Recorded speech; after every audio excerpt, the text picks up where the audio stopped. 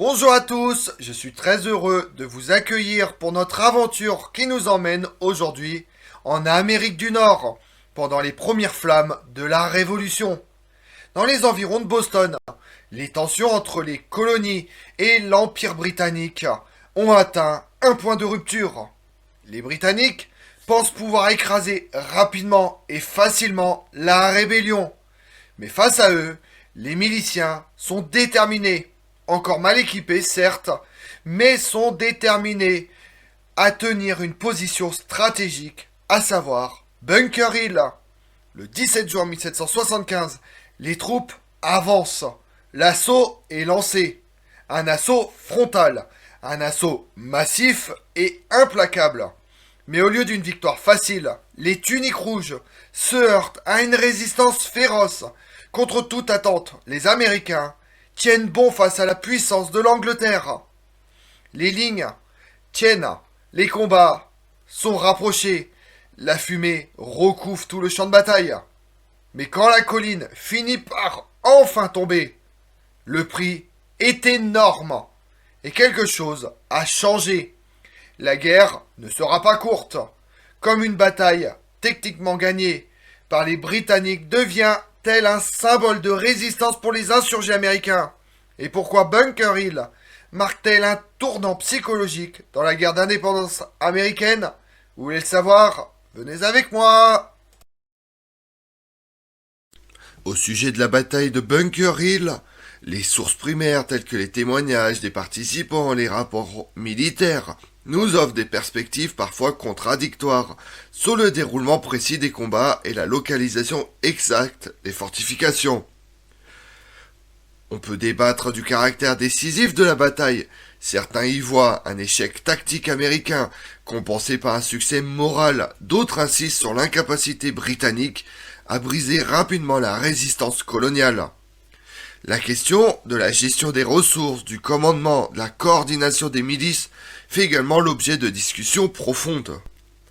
La dimension symbolique de cette bataille, souvent amplifiée par la mémoire collective, mérite une analyse critique, tant qu'à son rôle dans la construction du récit national américain. La Révolution américaine trouve ses racines dans une accumulation de tensions politiques, économiques, sociales entre les 13 colonies et la Grande-Bretagne. Depuis la fin de la guerre de 7 ans, 1756-1763, Londres impose une série de mesures fiscales et réglementaires telles que la Scamp Act 1765, la Townshend Act 1767, suscitant une vive opposition coloniale. La Boston Tea Party 1773 et les intolérables Actes 1774 aggravent la situation, conduisant à la formation du premier congrès continental et à la montée d'une résistance organisée. L'affrontement armé débute véritablement à Lexington en avril 1775, prélude à la confrontation de Bunker Hill, située sur la péninsule de Charleston, stratégique pour le contrôle de Boston. Dans la nuit du 16 au 17 juin 1775, les forces américaines dirigées par le colonel William Prescott entreprennent la fortification de Brett's Hill, souvent confondue avec Bunker Hill. Les Britanniques, commandés par le général William Howe, réagissent au pied du jour, en lançant une attaque frontale pour déloger les insurgés. Malgré leur infériorité numérique et un armement limité, les troupes américaines opposent une résistance farouche, repoussant à 2 reprises les assauts britanniques grâce à leur position avantageuse et à des ordres stricts de ne tirer qu'à courte distance, comme ça on est sûr de toucher.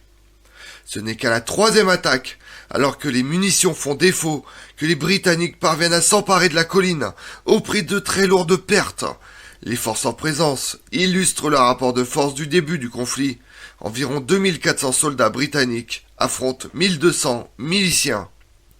Les stratégies adoptées témoignent de la détermination des insurgés à tenir la position et de la volonté britannique à réaffirmer leur autorité par une démonstration de force. Le terrain accidenté et l'improvisation des fortifications jouent un rôle décisif dans la résistance américaine, tant que la discipline militaire britannique se heurte à des difficultés inattendues. La bataille se solde par des pertes considérables, près de 1000 soldats tués ou blessés, contre environ 400 chez les Américains. Ce bilan, particulièrement élevé pour les forces du roi, provoque une onde de choc à Londres et suscite l'inquiétude quant à la durée et au coût du conflit. Et que les Britanniques conservent le contrôle de Boston, la résistance américaine renforce la cohésion des colonies et encourage de nouveaux engagements volontaires. La bataille est rapidement érigée en symbole de bravoure et de détermination, galvanisant l'opinion publique et légitimant l'action du Congrès continental, ce qui accélère la formation d'une armée régulière sous le commandement de George Washington. La bataille de Bunker Hill constitue un tournant stratégique dans la guerre d'indépendance américaine. Elle révèle la capacité des milices coloniales à tenir tête à l'armée britannique, tout en démontrant que le conflit ne sera ni rapide ni facile. La bataille renforce également la position des partisans de l'indépendance et affaiblit celle des loyalistes, tout en suscitant des débats au Parlement britannique sur la conduite des opérations militaires. Pour les Américains, elle marque l'émergence d'une identité nationale, la nécessité de structurer une armée professionnelle. L'événement influence également la perception internationale du conflit, attirant l'attention des puissances étrangères telles que la France ou l'Espagne, qui suivront avec intérêt l'évolution. Et pendant ce temps-là, dans le monde, le 15 février 1775, le cardinal Bratsky est élu pape. Il prend le nom de Pie VI. Son pontificat prend fin en 1799. Le 19 avril, c'est le début de la guerre d'indépendance américaine. Le 9 mai, on voit l'invasion du Canada. Les Américains prennent le fort de Ticonderoga, autrefois fort Carillon, le fort de Crown Point, autrefois Pointe à la Chevelure, le 11 mai, et le fort Saint-Jean le 18 mai.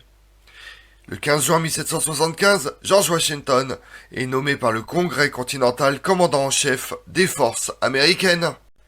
C'est ainsi que s'achève la bataille de Bunker Hill dans un bain de sang total. Elle s'impose aussi comme un événement fondateur de la Révolution américaine, par son ampleur, mais aussi ses conséquences et sa portée symbolique. Elle illustre la complexité du conflit, la détermination des colonies à obtenir leur indépendance. La bataille met en lumière également les interactions entre facteurs militaires, politiques et culturels, tout en invitant à une réflexion sur la nature de la résistance et la genèse d'une nation. En définitive, Bunker Hill demeure un sujet de recherche privilégié pour comprendre les dynamiques de la guerre d'indépendance, le processus de construction identitaire des États-Unis.